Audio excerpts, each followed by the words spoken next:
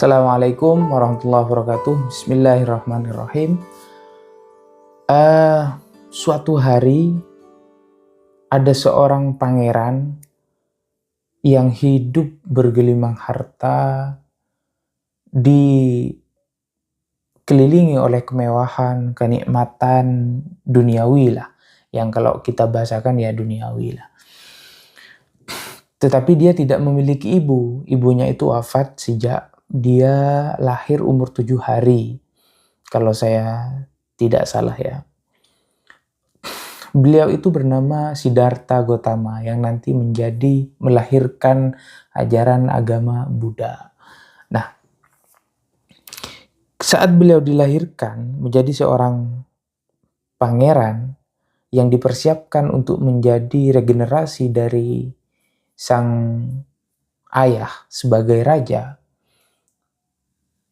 penerusnya adalah Siddhartha itu yang menjadi Buddha nanti. Artinya dia sudah dipersiapkan untuk menjadi raja seperti itu.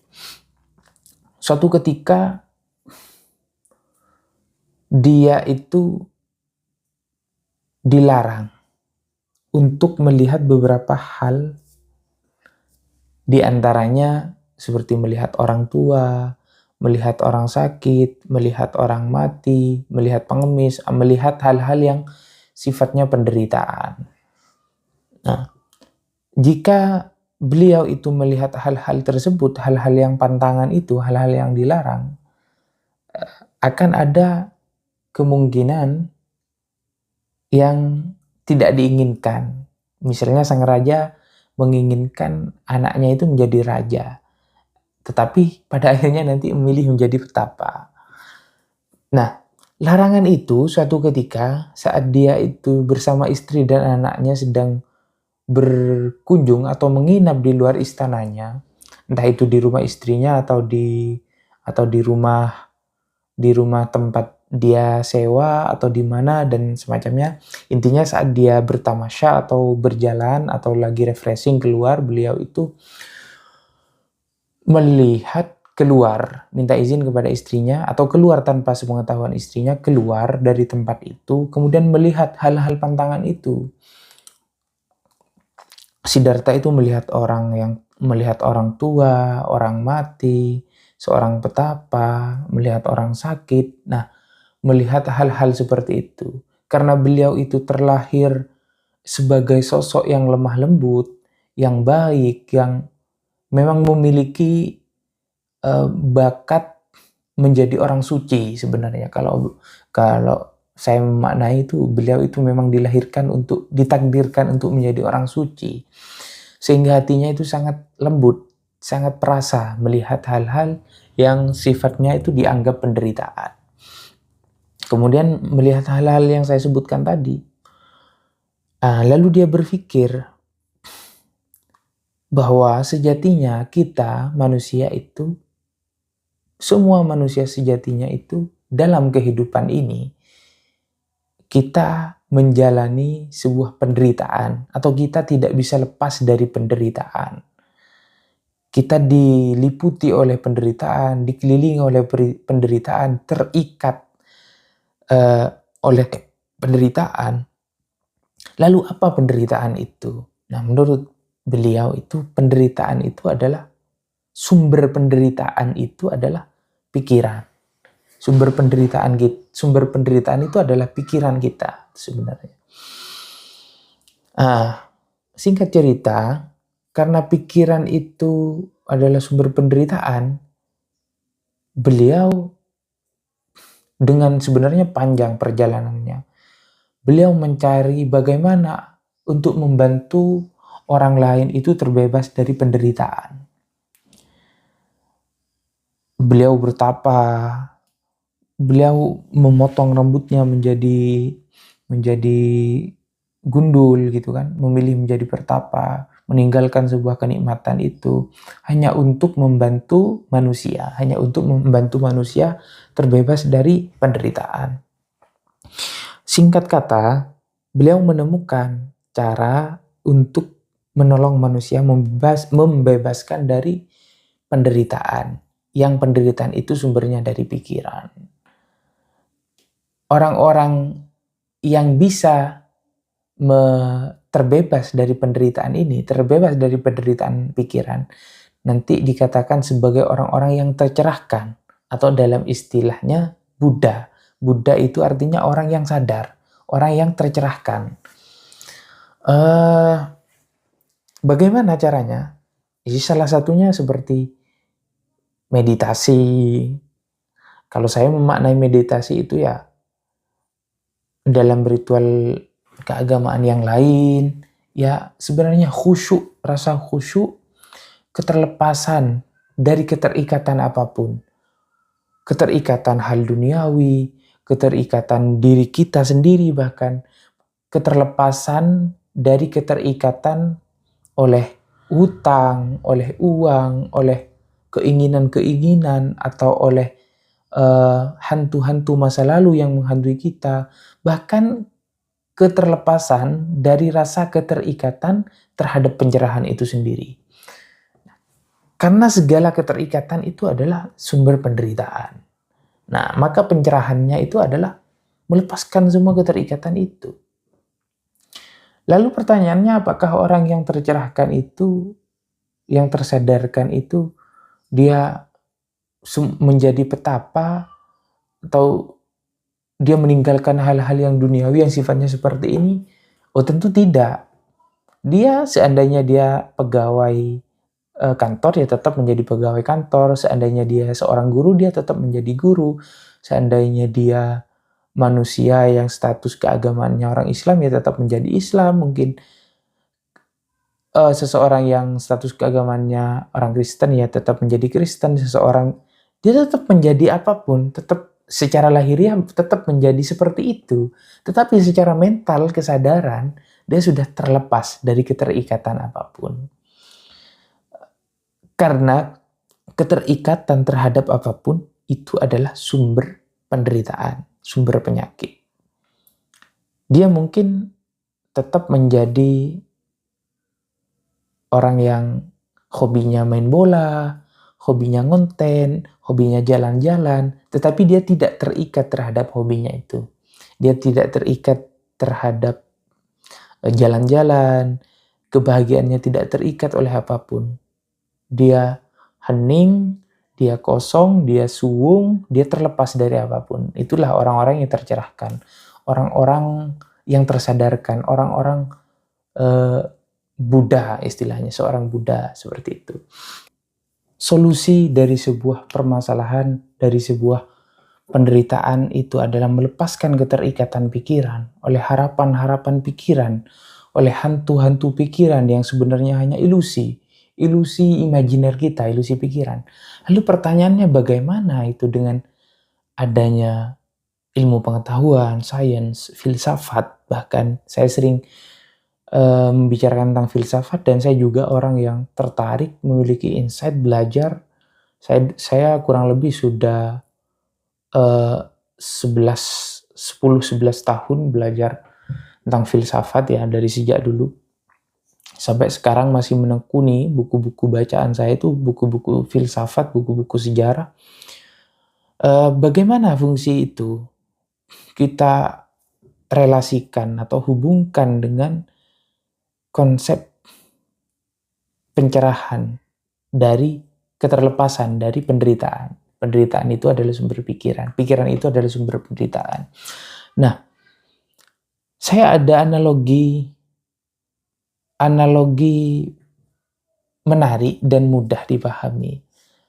Kemarin itu saat saya sedang berjalan ke tepian laut, tiba-tiba saya berpikir bahwa pikiran itu sebenarnya, pikiran, ilmu pengetahuan, dan apapun itu saya menggambarkan seperti orang yang sedang menyeberangi sebuah lintasan, atau menyeberangi sebuah lautan bahkan. Nah, di dalam lautan itu, orang tidak bisa menyeberangi lautan tersebut tanpa alat transportasi, perahu, kapal, kayu, dan apapun Yang penting menyeberangi lautan tersebut atau rute perjalanan tersebut dengan transportasi, alat transportasi. Jika diibaratkan alat transportasi itu adalah pikiran. Nah, untuk mencapai sebuah tujuan dermaga yang kita tuju itu dengan cara pikiran, dengan ilmu pengetahuan, dengan filsafat, dengan teoritis yang pengetahuan yang tersusun secara organisasi, secara organisator, secara sistematis, lalu menjadi sains. Itu kan yang disebut sains seperti itu. Tetapi pada waktunya, kita ketika sampai di pinggiran tujuan kita, atau pelabuhan, atau dermaga, kita harus melepaskan alat transportasi itu, atau pikiran kita itu. Kenapa? Karena ketika kita sampai di darat, pikiran itu tidak bisa mengantarkan kita, atau kita akan kesusahan. Bayangkan saja misalnya kalian membawa perahunya, sedangkan perahu itu alat transportasi yang digunakan di laut, lalu kalian bawa ke darat. Meskipun sudah sampai di pelabuhan atau di daratan tempat kalian tuju, kita tetap membawa itu. Tentu kita tidak akan bisa sampai ke titik tujuan yang kita harapkan. Kita akan kesusahan, keberatan, semacamnya. Nah, dalam penyeberangan itu di laut, orang-orang macam-macam jalannya. Ada yang pakai ilmu, ada yang pakai sains, ada yang pakai agama, ada yang pakai apapun. Ibarat transportasi, ada yang pakai kapal, ada yang pakai perahu kecil, ada yang pakai kapal sport itu, ada dan semacamnya. Orang ibaratnya seperti itu gambarannya. Saya juga tiba-tiba berpikir tentang peristiwa Isra Mi'raj. Artinya Jibril itu bisa mengantarkan Muhammad hanya pada batas tertentu, yaitu langit lapis ketujuh. Sedangkan untuk liqa Allah atau bertemu dengan Tuhan, Jibril itu tidak mampu mengantarkannya. Nah, kalau kita hubungkan, kita coba elaborasi ya, pikiran itu tidak bisa menemui esensi ketuhanan. Secerdas apapun, sebagus apapun teorinya, sebagus apapun perangkat keilmuannya, hasil pikiran, keilmuan apapun, itu tidak bisa sampai pada esensi ketuhanan. Ibarat dia Jibril gitu kan. Ibarat dia perahu yang sampai di tepian dermaga atau di pelabuhan itu. Maka dia harus melepaskan pikiran itu, melepaskan alat transportasi yang bernama pikiran itu untuk bisa sampai pada rasa ketuhanan itu. Amalan seperti ini, ritual seperti ini, itu sangat penting dilakukan di zaman dimana kita hidup di antara hingar-bingar media sosial, informasi, kemudian hiruk-pikuk jalanan yang dipenuhi rasa macet. Bukan rasa aja sebenarnya yang benar-benar macet, yang dipenuhi antri di mana-mana, yang dipenuhi konflik di mana-mana. Nah, jalan-jalan pencerahan ini mengajak kita untuk memulai kembali ke dalam diri kita sendiri, bahkan sebelum semua konsep itu hadir. Sebelum semua pikiran tentang teori segala macam itu hadir. Kita kan sekarang seolah-olah itu teori bisa menyelesaikan semuanya. Keilmuan, kecerdasan, pikiran kita bisa menyelesaikan segalanya kan seakan-akan. Tapi kalau kita belajar tentang ajaran Buddha atau ajaran Zen Master gitu ya, kita menemukan yang melampaui pikiran atau bahkan sebelum pikiran, seperti rasa kosong, seperti hitam kosong dan semacamnya. Kita tidak memiliki keterikatan terhadap apapun. Kita tidak terikat dengan keinginan apapun, kita tidak terikat dengan rasa takut, dengan rasa cemas. Ya, kita menjadi seutuhnya manusia yang hidup itu. Saat ini, detik ini, tenang, hening, suwung, ya semuanya lepas, hilang. Caranya biasanya dilakukan dengan banyak cara meditasi atau dengan sering-sering melakukan meditasi atau melakukan ritual jika kalian orang muslim atau orang yang beragama lain dengan kepercayaan tertentu, ya kalian melakukannya dengan rasa khusyuk, dengan rasa khusyuk, dengan rasa yang sungguh hadir menikmati. Dan gimana ya, ini sulit untuk diomongkan sebenarnya, tetapi hanya bisa dirasakan.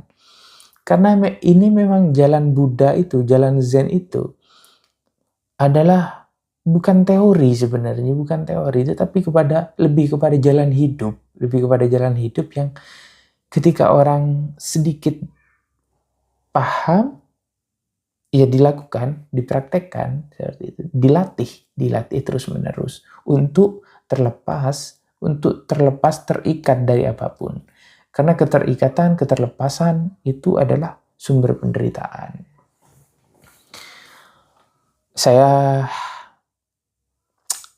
mohon maaf apabila ada salah kata. Wassalamualaikum warahmatullahi wabarakatuh.